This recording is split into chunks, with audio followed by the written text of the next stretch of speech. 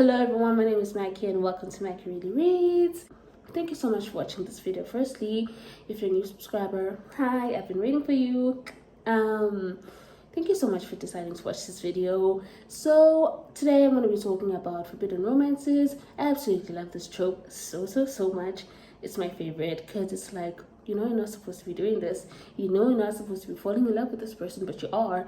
I mean, you know, I love forbidden romance because I mean it's only accepted in books, because in like real life it's like, girl, you know, you're not supposed to be doing that. So yeah, I'm very excited for it. I love this trope. I love it. So the first recommendation is The Italian by Tail Swan. Look at this man, please. Look at this man. I want a hot Italian myself. Excuse me. I want a hot Italian. I want to date one. Not really. Like, in my mind, I want to, because, like, I'm dating someone, but in my mind, I'd like to date one. And he is... okay. This romance is forbidden. Firstly, because he's Italian, and the girl, the heroine in this book, is Australian. I know, right? But... backstory, let me tell you about this story first so you understand why it's taboo, why it's forbidden, and why, like, you're not supposed to be falling in love with this person. So what's her name again? Olivia. So the story is about Olivia and Enrico. She decides to go to Italy for a 3-day vacation just to, like, go find herself, you know, go find her zen or whatever. It's like such a weird thing though, but anyway. Anywho, she goes there, and the first night there she goes to dinner and she sees this man across like her dinner table, and you know, like, sparks fly, and it's so amazing the way Chelsea describes this. I'm like, oh my god, this is so beautiful. Like, this is real, this is happening, like, people are falling in love. I'm so excited. I was so excited reading this book. So they see each other across, like, they make eye contact, you know. Eye contact is a shit. So this guy, Enrico, makes his way to her table because, like, he speaks Italian, and he starts ordering for her, and they just spend this night together, and they like dancing and they laughing, and it's just so beautiful, like I said. And then they decide to spend the rest of the 2 days remaining that she has, because she has to go somewhere else, because it's like a European tour, I guess. And they spend the 2 days together, and Enrico is so sweet, he's so romantic. He's just like, she gets a job like a couple of years later in Italy, and she comes back, but she doesn't know that it was actually he's doing that. She got the job. So yeah. It's kind of a spoiler. It's kind of a fun part there. They fall back in love with each other, and she finally understands why he stopped talking to her, because he just goes through this big change. So this trope is a mafia as well, and you find out that, you know, he's part of the mafia. He's the capo, and you find out why he was so mean to her. And yeah, it's so good. But he's just such a completely different person now, because he is a capo, you know. He is like not the boy, not the man that she fell in love with. Like, he was so sweet and gentle, and this one, the Enrico that she's with right now, the mafia, the capo, he's so like alpha male. He's just so brooding. He has the biggest mood swings. I'm like, excuse me, sir, are you pregnant? Because it makes no sense the way your moods change. And then, you know, they're together, and then she finds out that she can't really be with him. She's not allowed to be with him. She can never really have a future with him, because he is Italian and she's Australian. Now, if you're a capo, or if you're Italian or whatever, you have to marry an Italian woman. So yeah. And I'm like, excuse me, she's a human being. She's not a pig, you know. She's just Australian. Excuse me. Like, it was crazy, but it was a big aspect. Like, he literally cannot marry her because she's Australian. And I'm like, damn, I love Australians, so I don't know what you're talking about. You are losing on a good wife. But anyway, it makes a happy ending, obviously, because it's just one book and it's a romance. Read it, you love it. It got me out of my book slump, and you'll never go wrong with a mafia romance type, forbidden romance. Never, ever, ever. Trust me. And the next one I'm going to talk about is Fliptrick by Emma Jones. So this is the first Emma Jones that I've ever read about. I was literally afraid of her writing. Read this romance. I was told to read this one first because it's not that dark, and they were right, but still it was like, what the fuck is going on? Like, there is no peace in Emma Jones books. You don't have peace, okay? You don't have time to go pee. You don't have time to eat a meal because something is always happening. I was stressed. Can you hear me? I can't breathe because I was stressed. Emma Jones books stressed me in the best way. Fliptrick was, oh my god. Fliptrick was amazing. It was amazing. So it's about this girl named Amethyst. She has pink hair, and I'm like, yes. Are you kidding me? Yes. Firstly, and she's a skateboarder, and I was like, I don't know anything about skateboarding, but okay, I'll try it out. And it's about this other boy. I literally forgot his name because the book is about her. But this romance is forbidden because mother and a stepsister type of situation. Their whole romance, like their parents get married, so that makes them family technically. But they have fallen in love with each other. She goes to college and has a one-night stand with him, and then she leaves her phone in his room, and she's like, I'm never gonna go back for it. I'm like, girl, that's your phone. How rich are you to leave your phone like that? And she's like, I'm not going back for it. I don't want to see this guy. I've never done this before. Like, this is not me. And it's just so fun to see her situation. And, you know, her mom tells her to come over and see the new guy that she's dating. And then she finds out that it's him. It's the guy that she had a one-night stand with. And, you know, it's not just like one-night stand. She's like really in love with him. And they just cannot be together. They literally cannot be together, and it sucked. I hated it. It was just like, I can't do this. I don't think I can read this book anymore, but I'm gonna read it because it's like I can't not read it. And her coping mechanisms for not being with him is just so relatable. I was like, yep, I've definitely done this. And this. I've definitely done this. It hurts, but it's a good type of pain. Read this book. It's awesome. It's not too dark, but it is forbidden. So, and the next book that I'm going to be talking about is Lessons in Sin by Pam Godwin. So this is a forbidden romance because this girl goes to a Catholic school and she falls in love with the priest. Yep, I said it. She falls in love with the priest today. And it is so good. It is so juicy and so funny and awkward. And I'm like, whoa, okay.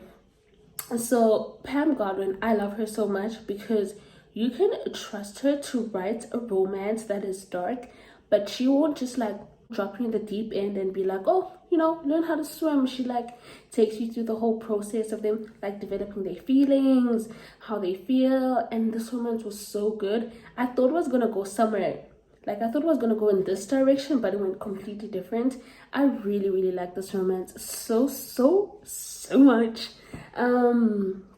It's about Tinsley and Father Magnus, and Father Magnus is the ultimate alpha.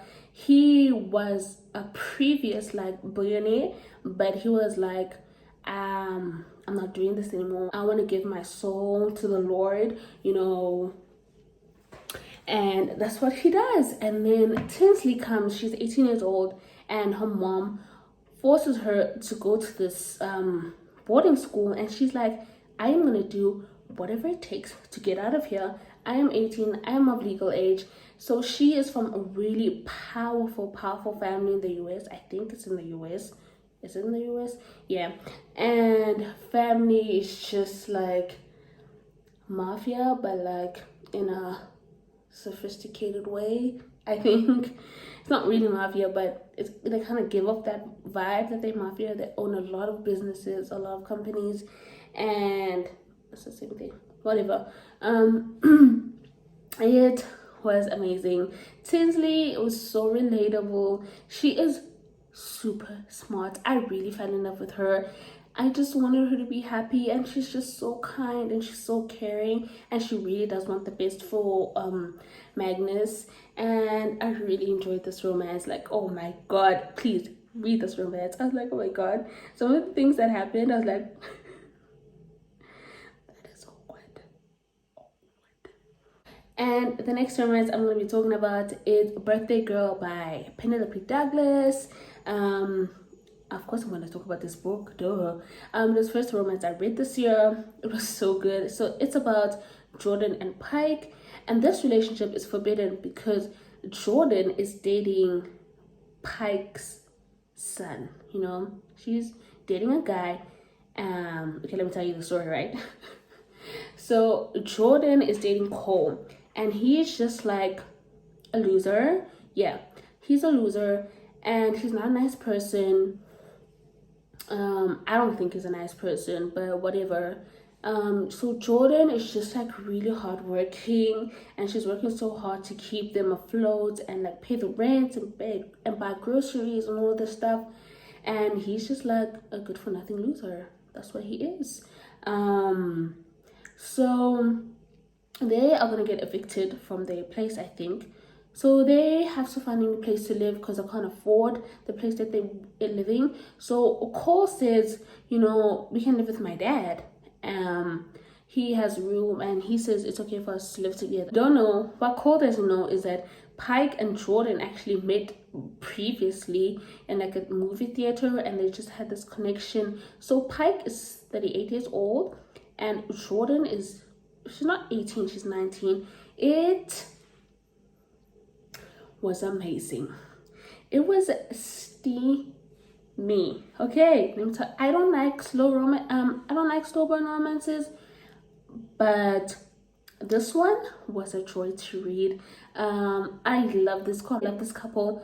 I love Pike and Jordan. I was like, they deserve to be together. They belong together. Okay, screw Cole. No one cares about Cole. No one cares about Cole. I don't care about Cole. I know you don't care about Cole. That's if you read the book. But the next romance that I'm going to be talking about is another Pam Godwin romance. It is Dark Notes, and this is a dark romance, and it's super forbidden because it's a student and teacher romance. So Avery is just this poor girl, you know. She has to do whatever it takes to get money. She's in this prestigious school that her father, I think it's her father applies for her to get a scholarship. She's a musician. She plays the piano. And so she falls in love with the piano teacher, Emmerich, and he is, wow, he is an alpha. I love alpha males, you know, I love an alpha male, and he is so dark, but he loves Ivory so much, and he just wants the best for her, and it's super fun to read this. It's totally realistic. I love them together. Their romance was just top tier. It's one of my favorite student teacher romances of all time. It's amazing. Read it. So yeah, know about the trigger warnings before, because it's dark. It's really dark. Avery goes through so much. She has been through a lot, and she's still going through so much because she's just getting like slut shamed at school because, you know, she's just this poor girl, and she does literally have to do anything it takes to get money. And it's super sad, but like Emmerich just, he loves her, you know, he just loves her, and he doesn't give a fuck. So yeah, read this romance. It's really good. I really enjoyed it. And yeah, the next romance that I'm going to be talking about is Medicine Man by Saffron A. Kent. So this romance is forbidden because she goes to a psychiatric ward. So she's a patient, and she falls in love with the doctor, the psychiatrist. And is it psychologist or psychiatrist? Yeah, I don't know. He's either or. Not that big of a difference. The psychologist is the therapist. Psychiatrist studies medicine and can give you, you know, prescriptions and all that. So Willow is this 18-year-old girl. They're always 18. I don't know why they're always 18. I'm like, hello, there's some 22-year-olds here. Hello. But anyways, I think it just makes the story so much fun. Willow is a good girl and she's always followed the rules. She's always wanted to make her family happy because she's like the black sheep of, is it the black sheep, the black dog, black sheep, right? Black sheep. She's a black sheep of the family. Black dog. Oh my god. Oh god. I'm so funny. She's a black sheep of the family, and you know, she suffers from major depression, and we get to see that. We get to see her in her depressive state, and it's so sad. It's so sad. I related to her so much. I'm like, oh my god, I know how it feels like to feel the way you do. It's super sad. It's super touching. He also, the heroine Simon Blackwood, he has tendencies. He also has trauma that he has to deal with, and it's just such a romance that is just like, wow. I can't even like talk about, like, I don't know what to say. Like, it was really good. It was just super sad. They're just so intense, and you know, it's a lot because she is talking to him about how she feels and how she got there, and you know, it's not legal for a reason in the real world, but in the book world, all bets are off, sister. All bets are off. And it was super fun to dive into this world, to dive into these two characters, and this romance was super good. So read it, you know, read it. Trigger warnings for depression, and yeah. And the last series I'm going to be talking about is the Fallen Men series. You thought I wasn't going to include it? Duh.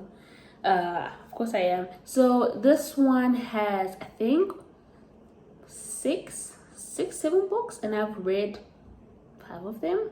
So the first one is a student, and all of them are forbidden romances, age gap romances, and I'm talking like super huge, like super huge age gaps. Like, I'm talking about 20 years, 26 years, I think. It's huge. You better brace yourself when you read the series because there's a lot of trigger warnings. It's super dark, but so good. It's MC romance. You won't go wrong with this one. So the first one is student teacher trope. It's with Cressida and King. They meet. She's an older woman. He's 18 years old. It's so good. I loved it.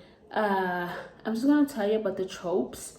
It's one of my favorite, actually. Lessons in Corruption is my favorite. I'm saying it now. It's my favorite. Second one I read is Welcome to the Dark Side. This one is about Zeus. He is a beautiful man. He is the, what do you call it? The president of the Fallen Men. So it's a motorcycle romance. He's a beautiful man, and you know, he's amazing. I like reading about him in another book. I didn't really enjoy this one. I know this one is everyone's favorite, but I just like hearing about him, not going into his world and stuff. But this one is a huge age gap. So he's in love with an 18-year-old, and I think he's like 38, 39, something like that. Oh, Lulu and Zeus meet during a shootout. She's 7 years old and he's 26, and he saves her life. There's just a rivalry that happens, and he's involved, and he saves her life, and that's how they start this romance. Well, not at 7. Relax. Not at 7. They start writing letters to each other. The romance starts later on. I think she's like 18 or 19. But she just kind of sees him as this guy that saved me. He's my hero, you know. So that's one of the books. That's one of the tropes. So the third one that I read is Good Gone Bad. This one is about Harley Rose and John. What's his name? John or James? I never write the guys' names down for some weird reason. Harley Rose and her boyfriend. Yeah, he is a cop, and she's the daughter of Zeus. So it's like, you're not supposed to be with him. Like, he's the popo. Hello, you're not supposed to be with him. But they fall in love, and I loved it. I love Holly Rose. She's one of my favorite characters, and you should read it. Dead Man Walking. I read Inkton Lies. So that one is a friends to lovers age gap. It's about Lila. I think it's Lila because she's Spanish, so Lila. Lila and Nova. So his nickname is Nova, Casanova, because he's just a beautiful man and everyone wants him, and she's just always been in love with him because he saves her from so much. Like, Nova's family takes her in because she has such a bad family, and there's always something going on. There's always guns, there's always someone getting hurt, so they kind of adopt her. And yeah, so it's also like a foster sibling type of romance. But Nova isn't around the house when she gets adopted. She gets adopted or fostered, something like that. And then there's Dead Man Walking. So this one is about B and, was it Bia? B and Priest. Now let me tell you, okay, this one was super scary. I'm scared of Priest. I am so scared of him. Like, if he showed up here, I would just like die inside. Like, I would just like die. My heart would just stop beating out of fear. I'm so glad he's not a real person. Because, wow, he is a psychopath. He's literally a psychopath. I'm not even exaggerating. He even calls himself a psychopath. He just kills for the fun of it. He loves to kill. Like, if he doesn't kill, he's like, my day is not complete. And B is just like this sweet, naive girl that's always wearing pink and cherry blossoms. And I'm like, girl, what are you doing there? He's gonna kill you. So trigger warnings for knife play. This one is really dark. This one is really dark and super scary, so bear that in mind. And with that, I am done with all of the recommendations for today. Thank you so much for watching. Don't forget to subscribe, guys, so we can be a bigger channel, okay? So I can talk to you and you can talk to me. That is it. Let me know what else you want to see, and that is it. Thank you so much for watching. Bye.